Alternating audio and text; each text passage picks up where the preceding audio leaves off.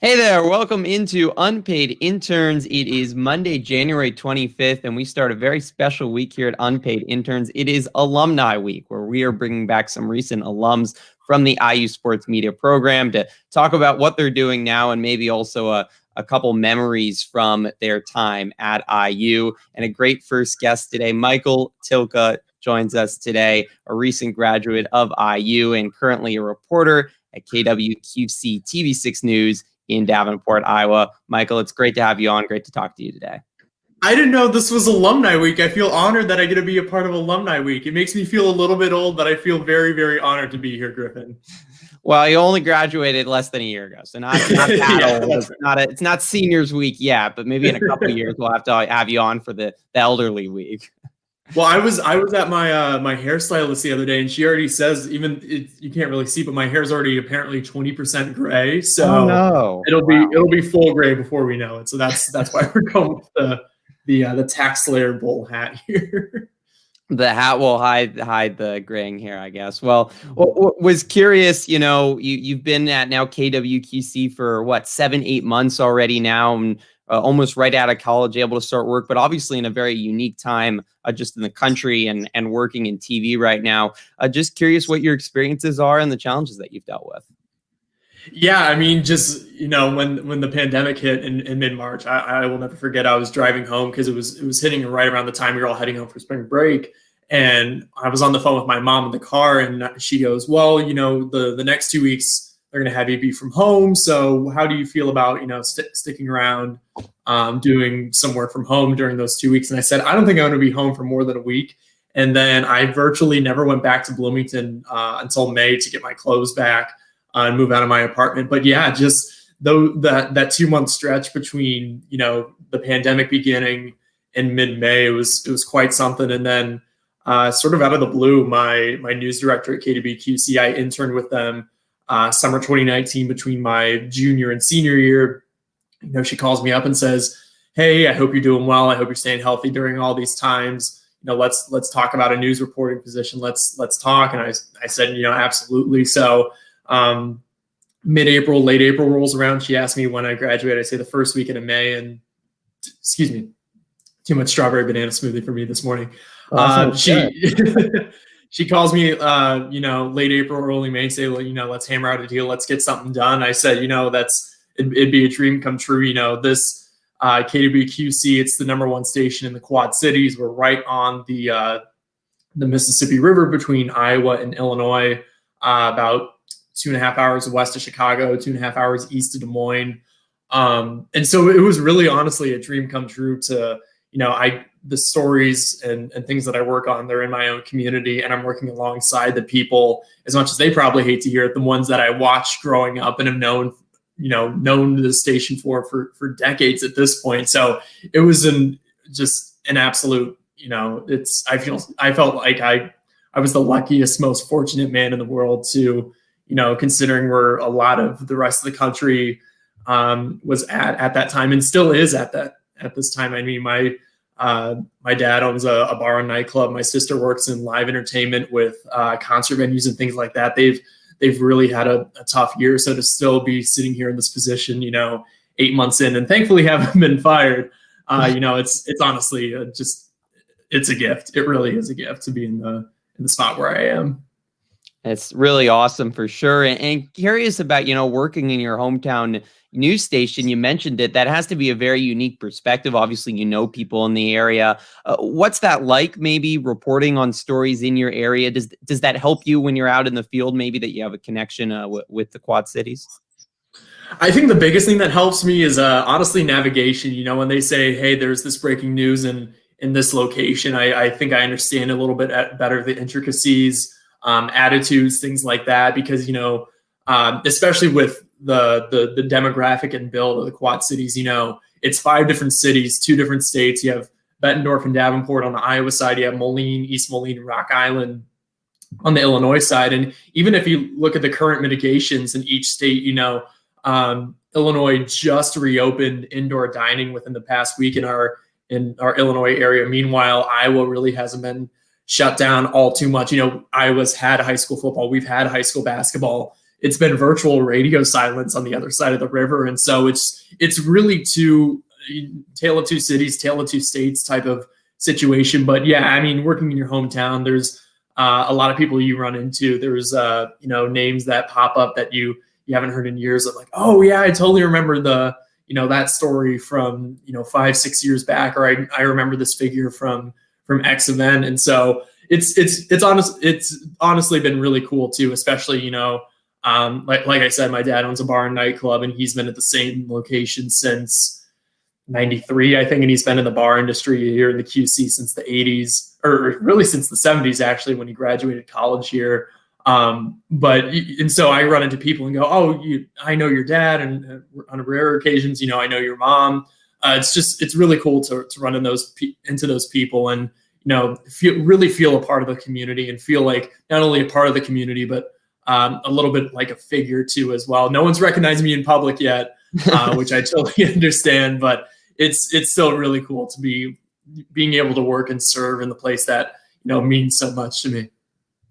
I guess that you've hit it big when you're walking around, downtown or somewhere on a street, and someone says, "I saw you on TV this morning" or something like that.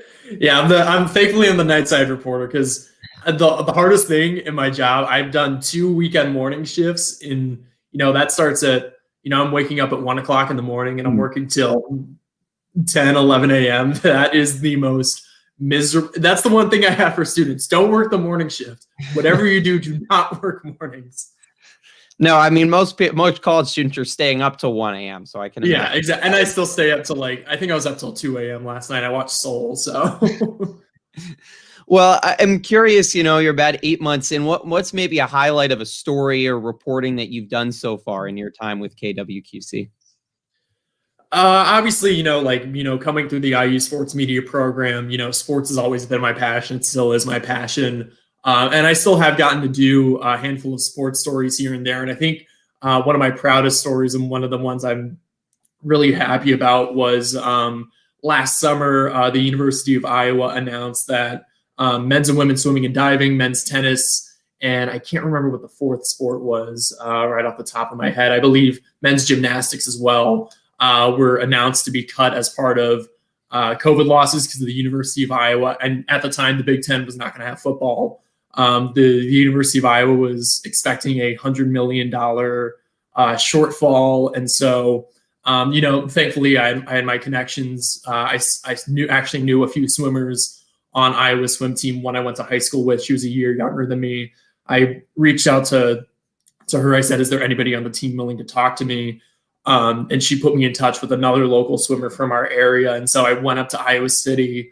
I interviewed her at the quad on the first day of school. And she just gave me a phenomenal interview just about, I felt like the school should have fought harder. I feel like there's more that could have been done. And just, the frustration and sadness was so tangible. And, that was early August. Now they're currently in the middle of a Title IX lawsuit against the university, claiming that the school shouldn't have even been allowed to cut the women's swimming and diving program because of Title IX rules. And they've literally fundraised millions of dollars to try and save this program, because this was supposed to be their last season. So, obviously I'm rooting for them. I don't want to see anybody's athlete's dream be cut short. I know Michigan State also had cuts to their swimming program. So that's at least one sports one that stands out to me. And then probably the biggest thing I've done since coming here was I did a story called Women in Politics. Over the course of October, I recognized that all of our local congressional races, Iowa number 1, Iowa number 2, Illinois 17, and the Iowa Senate race, all 4 of those races featured a woman as the major party candidates for each of those 4 races. And so over the course of October leading up to the election, I got to do sit-down one-on-one interviews with all 8 of them to talk about how historic of a moment it is for the Democratic Party, for the Republican Party. And then on top of that, add an extra dimension of all 8 of these women that I interviewed, they're all white women. And so adding that depth to, expanding the conversation to women of color as well, because I feel like a lot of times, those stories of equality when it comes to feminism, when it comes to Black, Indigenous people of color, things like that. And as a white straight dude, I still have a responsibility to speak up for more marginalized groups like that. So that was something I was just really excited by, and I had a really good time doing that. So those are really the two big things that have stood out to me so far. Sounds like some great work, and I can't imagine you had any shortage of news to cover with the pandemic. And I know Iowa is it's the heartland, and it's also kind of the heart of politics often in America, with a lot of competitive races there. So I bet the news station has been very busy over these last 8 or so months. Yeah, basically it just boils down to, obviously the pandemic, it is and should be the number one story every single night, because how often do we live through global pandemics?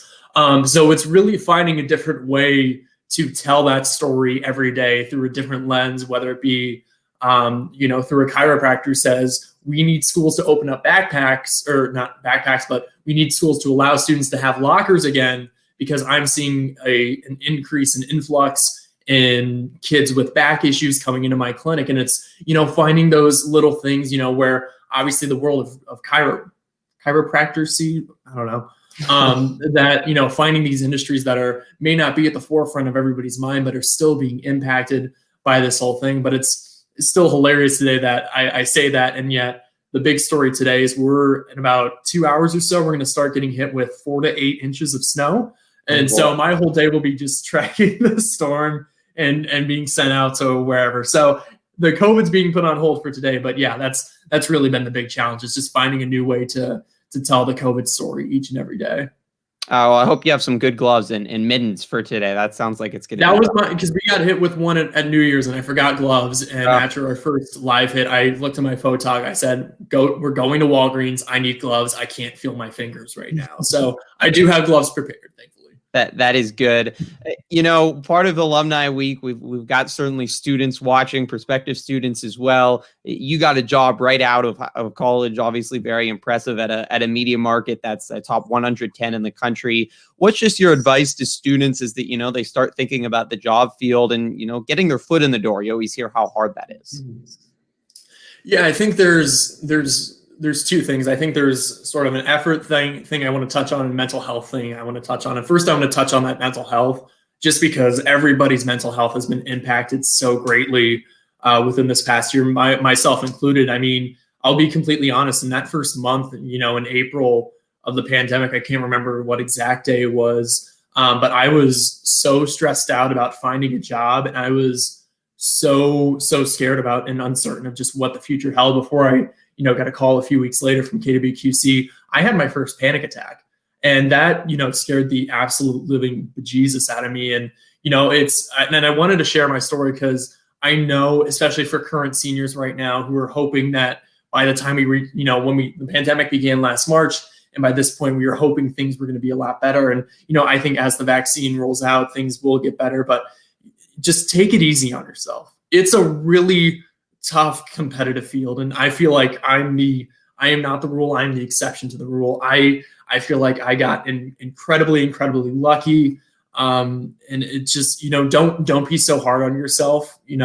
There's no shame, and there's no issue with, if you get a job right before graduation like I did, that's awesome. If you get a job 3 months after graduation, that's also awesome. If it takes 6 months, that's also awesome, because at the end of the day, you're still ending up with a job. So please be more kind to yourself.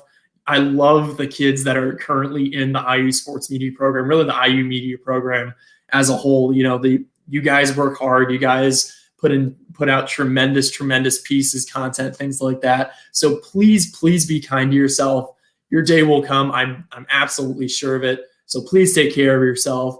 On the effort side of things, I think the biggest thing would just have to be, don't be afraid. And I know we were talking a little bit about this before the broadcast, Griffin, about how you've been able to have some really tremendous guests on here. And I think the biggest thing is, there are, when Bob and I came back last year, Sage Steele was in town for the game, and afterwards she was chit-chatting with people, and me, Jack Grossman, Meredith Struing were able to pull her aside real quick and say, hey, can we do a quick interview just to talk about what it means to have Coach Knight back and things like that. She's like, yeah, sure. And then after the interview, someone goes, I don't know who the man was with her, But he goes, when you get to this level, pay it forward.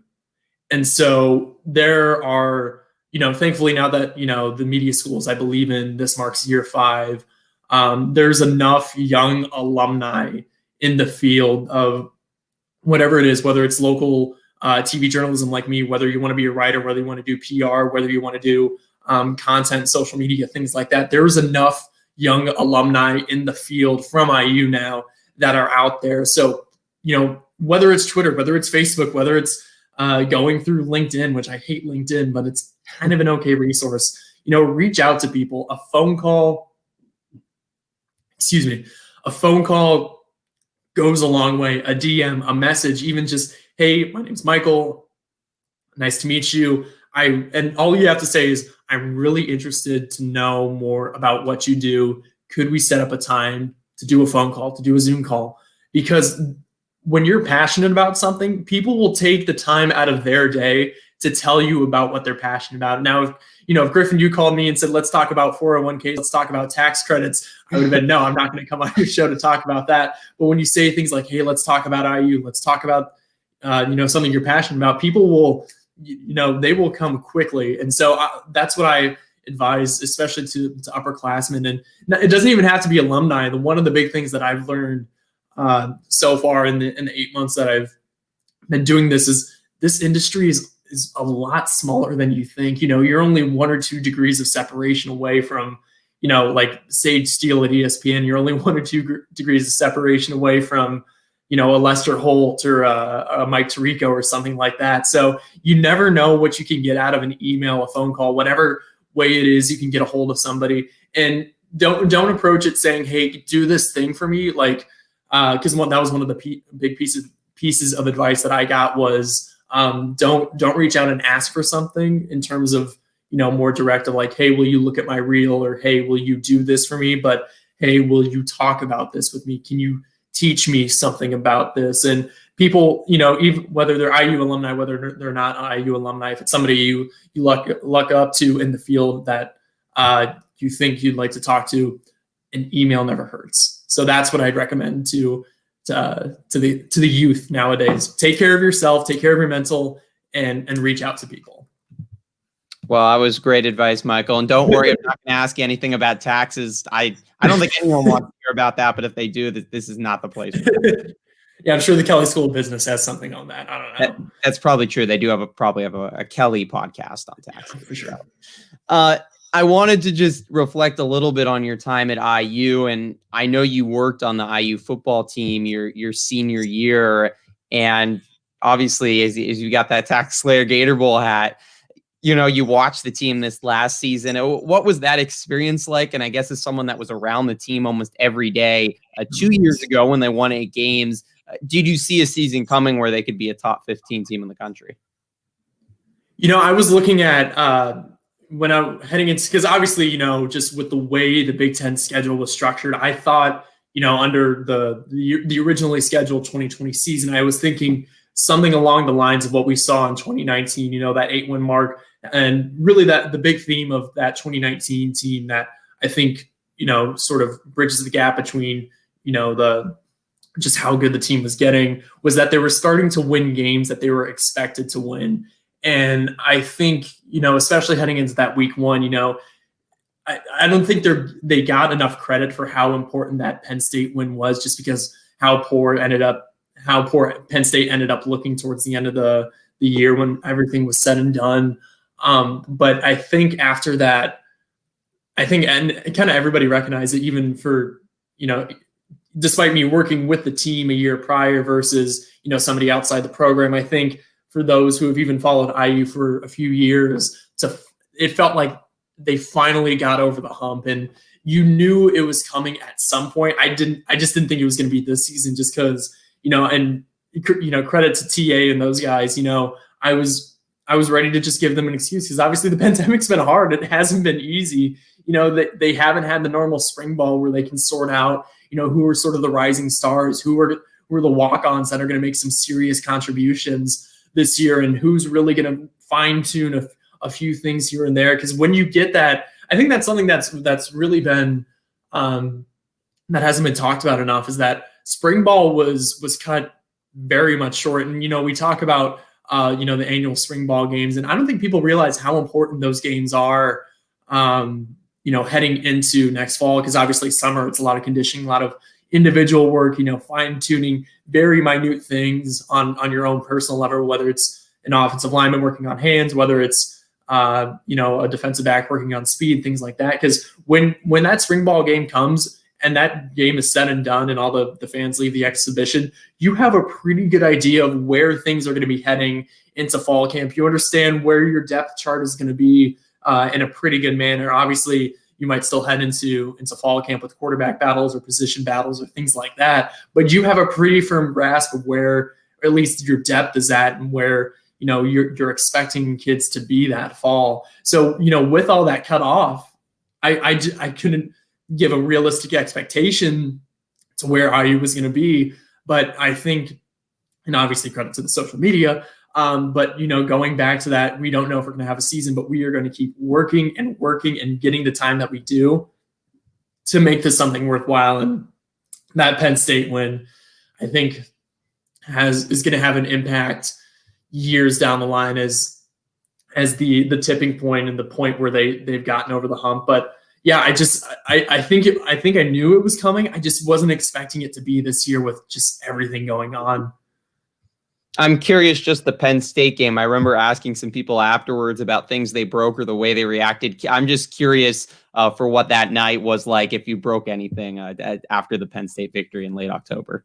So I actually have a pretty good story about that. So my current work schedule, I work typically 1:30 to 10:30 Friday through Tuesday. And so I knew that game was coming on, and I was like, I'll probably just follow along on Twitter because I'll be at work. And I was doing a story all the way out in rural Illinois that day. And I'm currently living at home. And my dad goes, "Oh, I recorded the game." I was like, okay. So I temporarily deleted Twitter off my phone. Wow. I muted all my conversations because I'm in one with, three of my roommates, two of my virtual roommates, basically from college. And so I had notifications turned on, but I didn't have their messages on. So as the day goes on, I think I finished with I had 60 unread messages from them. And then, so I get home from work. And so it's 11 o'clock at night, Central Time. I crack open a beer. My dad cracks open a beer. And I put out on Twitter saying, I haven't watched the game yet. I don't know what happens. I think the only thing I knew was, I think they're up 17-7 at one. I saw one quick score and that was it. It was in the first half, so I wasn't worried about it. And so I cracked open Twitter. I cracked open a beer and I sat down. I watched the game with my dad, and I checked my notifications 5 minutes after the tweet. And I have 6 people responding to me live tweet your reactions. I was like, I'm very scared as to what's going to happen, because obviously when someone says that and it's IU football, your mind immediately goes to the most pessimistic place possible. And so I watched the game, and thankfully I was able to get through it pretty quickly. But when I initially saw that dive, I thought he was in, and my dad was like, "No way, I don't think he has a chance." But I'm like, they ruled it a touchdown, and sitting in the back of my mind the whole time as we're going through the replay, even though I could have fast forwarded through it, as they're going through the replay, I'm like, "Oh my God, is he going to pull it? Are they going to give it to him?" Because I knew everybody wanted to tweet him. Was this the thing? And I think I wouldn't be surprised if I set an Olympic record for high jump after the referee came out and said the call stands and the call was good. I ran probably 5 laps around my basement, just screaming, hooting, and hollering at 1 o'clock in the morning on a Sunday. And I don't know if I pissed off any neighbors, but I haven't felt that much euphoria. I can't remember the last time I was excited over an individual win. I think, oh man, I don't know. I'd have to think. Maybe, no. I'll think of something. I'll think of a better answer, but I haven't felt that excited.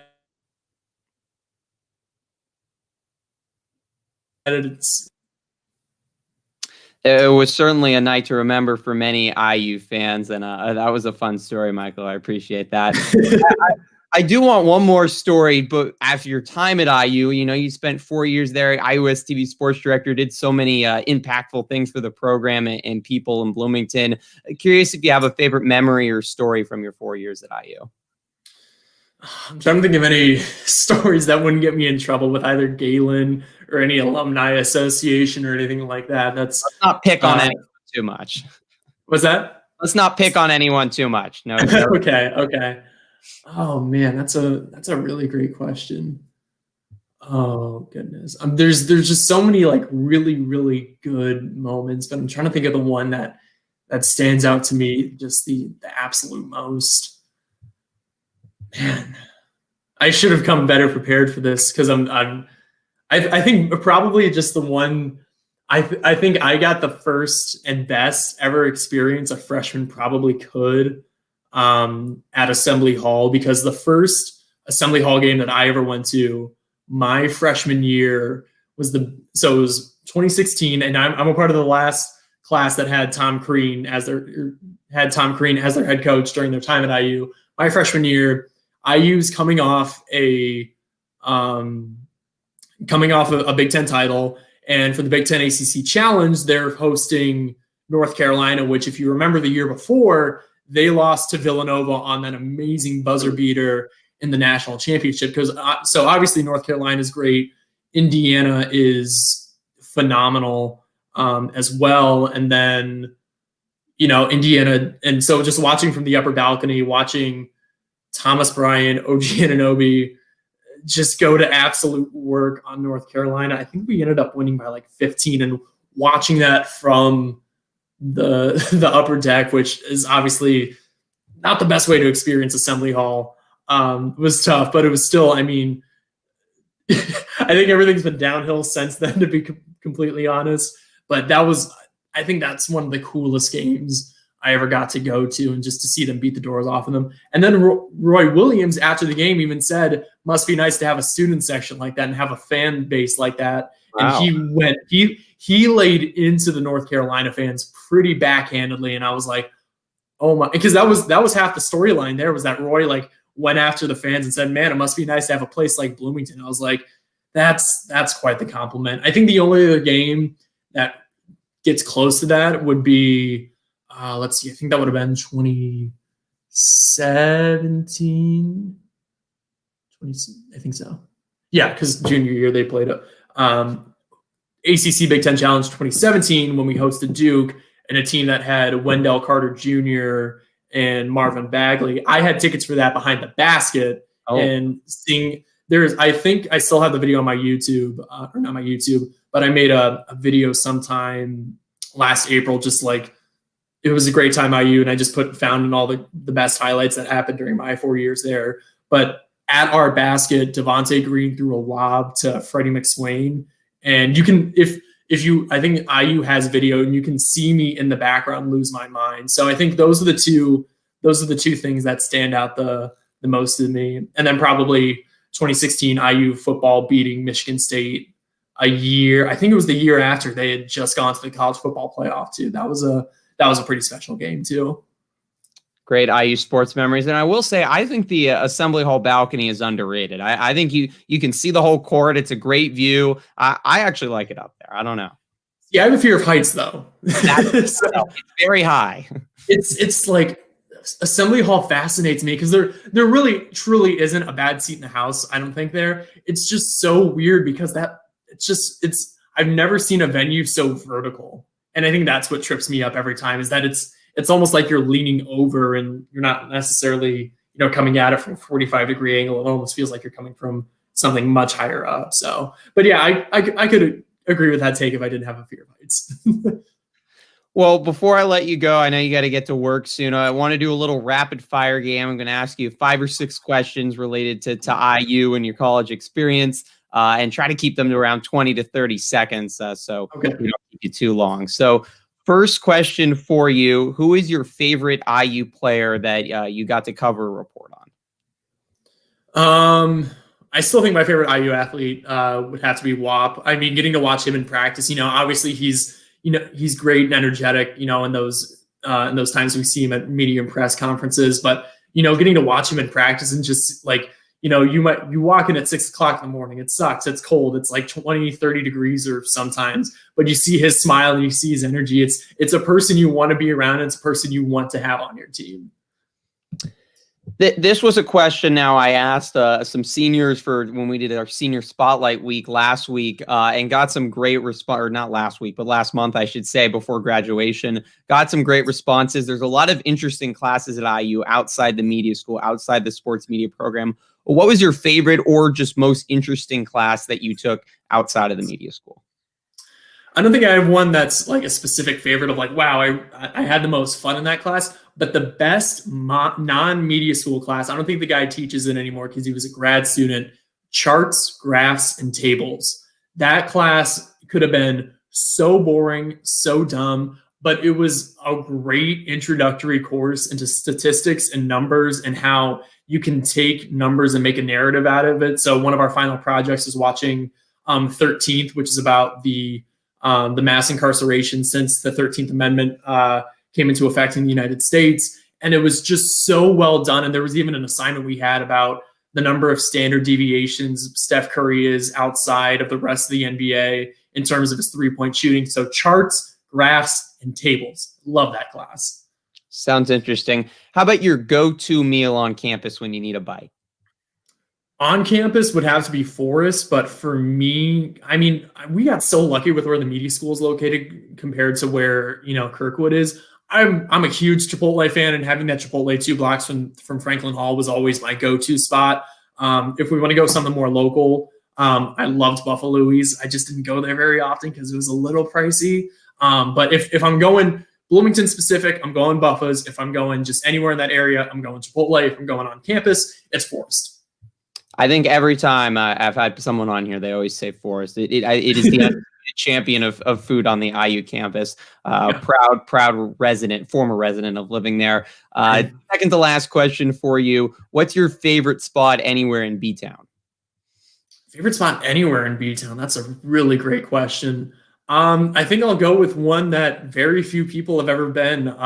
Top of the South scoreboard in Memorial Stadium, getting to watch football games from there. I'm very jealous of the people that had to come after me because, watching, I still have plenty of photos on my phone of crowds and things like that. But I want to see that place filled to the brim because, we got close a few times in the 2 years I worked for the team. But, it's a view that it's so esoteric to me that it has to be my favorite. All right. And the last question for you, Michael, what's the best thing or the best thing or best habit you've been able to pick up now that you aren't a college student and are able to just be a full-time adult? I still don't feel like a full-time adult. Everybody's faking it. I promise you, everybody's faking it. No one really knows what they're doing. The best habit I've picked up as a full-time adult, when I take showers now, I spend the last minute or two, I turn the heat down to like a very cool temperature because it's good for my skin. It's good for your immune system. So I feel like that's the most adult thing I've been doing. And then in the past few weeks, I've been making smoothies. I made a strawberry banana spinach smoothie today. So that helps keep me alive and functioning. It gives me my vitamins. So make smoothies, take a cool shower like that. I'm still trying to figure things out, man. I'm still 22. I'm not that much older than you guys. And I'm still trying to figure it out too. Smoothies and a good skincare routine sounds like a good life. All right, Michael, we really appreciate you coming on today. Great advice, great stories, and it's been so great to watch your work so far in Iowa. And best of luck in your career going forward. We know you're going to do great things and represent IU very well. Griffin, thank you so much, and keep doing the great work with Unpaid Interns. This is a really cool show, man. It was an honor to be back. I'd love to come back anytime, and especially when I can come back with a better story in mind than the one that I told. So hopefully I can come share some more tales. Love to have you on for more storytelling in the future. That will do it today for our episode of Unpaid Interns, episode 1 of 3 of Alumni Week. We'll have a couple more alumni coming on starting Wednesday and then Friday as well. So make sure to not miss those. And of course, if you missed any of our Unpaid Interns podcasts, you can check them out on the IU Sports Media YouTube or Twitter page. Or if you prefer to listen, you can listen to them wherever you get your podcasts. That does it today for Unpaid Interns. We'll be back on Wednesday. Until then, have a great rest of your day. So long, everyone.